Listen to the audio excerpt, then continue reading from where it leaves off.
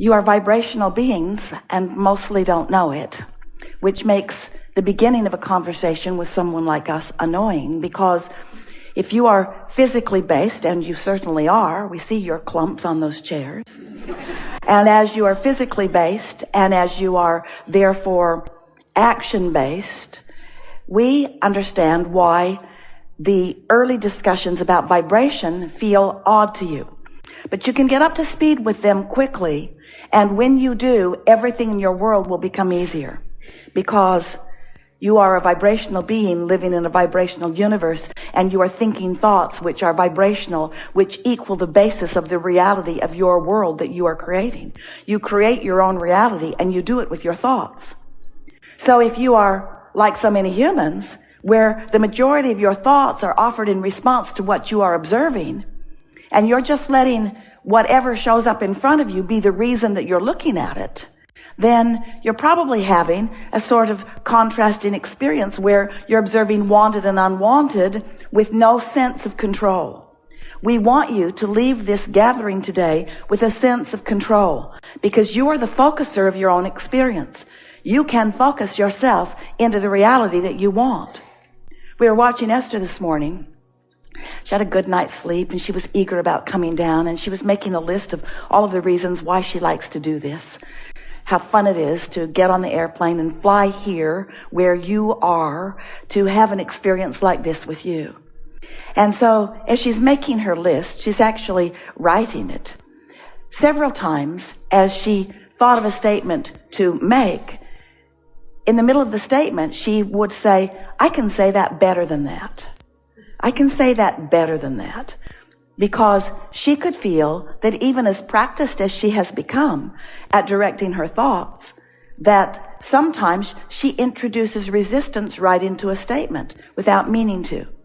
For example, she would say something like, I really, really like doing these seminars. Well, there's no resistance in that statement at all.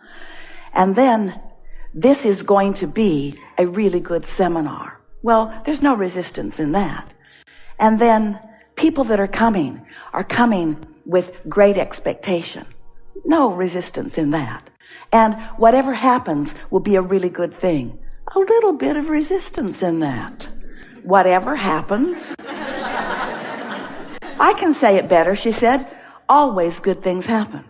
It's always a good seminar. Now, this is really fine-tuning, but you'll reach the point where you will want to say it better and say it better and say it better, because the better you say it, the better you offer a vibration that matches what you want to come back.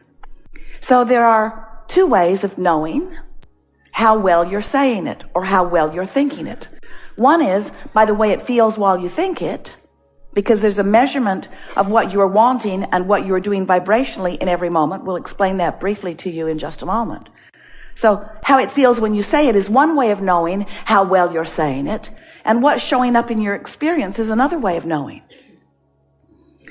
Because whatever is manifesting, all of the details of your experience, how you're interfacing with traffic, how you're interfacing with people around you, every experience without exception that you have all day, every day, is about how you've been saying it.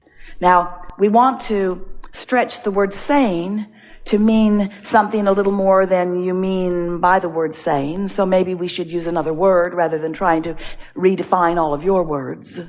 But when we say, we mean offer vibrationally. We mean the thought process. We mean what you expect is what we really mean. What you expect, what you've been thinking about, your patterns of thought. So the thought that you're thinking right now is all powerful.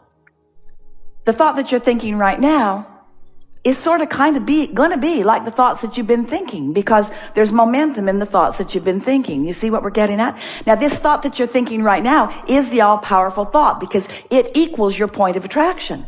But you can't just all of a sudden, out of the blue, think a completely frisky, fresh new thought if you've been thinking other thoughts. That's like yelling at your kids and in the middle of it reminding them how much you love them. It's not flying with them. In other words, you just can't change courses that quickly. And so what you're doing right now is a culmination of momentum. Esther had an experience with some longtime friends that culminated in something the other day that was not pleasing to her at all. And as she thought about it, she felt bad about the culmination of this experience because she cares about them, and it came to a sort of uncomfortable ending place. And as she thought about it, she beat up on herself for a little while about it. And then she thought, really, with the momentum the way it was, there was really no way for that experience to have unfolded far differently from the way it has been going along. There they are now. There's really no way for something to turn out differently than the way it has been practiced. And so when she thought back on it, she had to acknowledge that the majority of the thoughts that she's thought about this experience have been thoughts about how they really should have been doing something differently than they were doing it. She was just facing reality and not liking the reality that she was facing. And she realized she hadn't done focus wheels about it. She hadn't cleaned up her vibration about it. She had just been a sort of passive, no, that's not the right word, active observer. She had been not a chronic observer. This wasn't something she thought about a lot. But when she did think about it, she thought about it in that way. You could have handled that differently, she thought. You could be doing something differently, she thought. And so every time she thought you could have been doing something differently, she was adding to a sort of momentum that was going to play out unless she began somehow taking a different course. But because it wasn't very important to her, and so it wasn't something that she woke up thinking about, and it wasn't something that she spent any time trying to improve the way she thought about it, as it culminated exactly in the way the course that had been set caused it to culminate. In other words, she is the creator of her reality, even as it regards how other people interface with her. Don't you like knowing that you are too? She didn't really like knowing that. She wanted to say, you should have done that differently. If you had handled that differently, it would have turned out differently for you. Didn't even really negatively impact her at all. She just didn't like how it turned out for them. She didn't like how it turned out for them, and she knew it did not have to turn out that way for them if they had just thought differently than she was thinking about them, not thinking differently.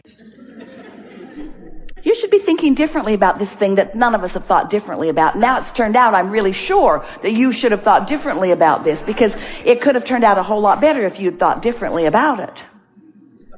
And so what we want you to begin understanding is that there is a momentum in thought, and often you continue the momentum in the thought without meaning to, because the momentum in the thought, sometimes you say, it feels to me like my thoughts are thinking me. And we say, that's momentum. And momentum is caused by the powerful law of attraction, which says that which is likened to itself is drawn. So when you focus upon something for as little as 17 seconds, when you cross that 17-second mark, momentum ensues. And by the time you do that again, another 17 seconds, and again, another 17 seconds, and again, another 17 seconds, and you cross that 68-second mark, you have significant enough momentum going that there are going to be some evidences that present themselves to you. So you can imagine how expectations can get going. So how do you feel about the beliefs that you hold? How do you feel about the expectations that you hold? Esther said to us in the early days of our explaining this to her, but Abraham, it's true. It's true. This thing I believe, this thing I expect is true. And we said, we're not questioning that, but we have another question for you. Do you want it in your experience? Well, what's that got to do with anything? Everything. But it's true. We said, there are many things that are true that you want to experience, and there are many things that are true that you don't want to experience. We would suggest you keep the things you want to experience that are true active in your vibration, while you deactivate the things that are true that you don't want in your experience. Deactivate them. How do you do that? By withdrawing your attention from them. Okay, so I'm not going to think about that thing that I'm thinking about. How's that working out? I'm not going to think about that. I'm not going to think about that. I'm not going to think about this, because when I think about this, it really bothers me, and I'm not going to think about this. It bothers me to think about this. I'm not going to think about this. I've been thinking about this for far too long. I'm not going to think about this anymore. I want you to stop doing that, you say to your children. I don't want to see that again. And your children know what to say. They want to say, then look the other way. If you don't want to see it, then don't ask me to stop doing it. Just look away. And that really is our message to you. You could learn it from your children. Just look away. Well, that feels odd in a reality-based society, doesn't it? Because most humans have been sorting the realities, the manifestations, into piles. These are good piles, and these are bad piles, and these are not so good piles. And we say, but then by the time it's manifested, that's not when we want you to try to apply your focus. It's hard not to notice things that are around you if you've got a vibration that's active within you. So yesterday, Esther was thinking, just a train of thought. She was thinking about a new album of current seminars that she's pulled together. It's called a seasonal album. And she was working on the album covers and enjoying the process of selecting the product for it. And so she was thinking about these wonderful edited versions of some seminars and how fun it was to put a really beautiful album cover on it. So she was just enjoying that thought. And then she thought about a friend of hers who is not tech savvy, who is not able to receive the live stream. She can't download MP3s. She wants CDs. And Esther was thinking how nice it is to have those CDs. And then she got thinking about that person and where that person now is and what that person is now doing and wondering how it's working out for her. And without even meaning to, Esther was down a sort of uncomfortable trail. So she thought, that was really tricky because I started out thinking about one thing, ended up thinking about another thing, which led to another thing, which led to another thing. And now I'm in a place where I want to pull back from it. And there wasn't so much momentum going that she couldn't pull back from it. But she pondered, how'd I get there? And then she realized something that she's been listening to us say to you all emphatically, especially recently, that she wasn't following a trail of subject like it seemed. You know how you can do that? Do you ever play that game? Well, first I thought about that, and then I thought about that, and then I thought about that, and then I thought, I got here because I was first I was thinking that, and then I was thinking that, and then I was thinking that. Have you ever played that game back? Well, stop it. What she has been hearing us say, rather than choosing the thought because of the subject matter, choose the thought because of the way it feels. Choose it vibrationally. Get the ball rolling, momentum, by choosing the way you want to feel, which will lead you to the thought, which will then lead you to another thought, which will then lead you to another thought. And even though you might jump subject, subject, subject, subject, subject, you won't jump vibration. Now, does that make sense to you? Have you been listening to us enough to know that there is a vibrational content that is the basis of your point of attraction? It's not subject, subject, subject. It's vibrational frequency, vibrational frequency, vibrational frequency.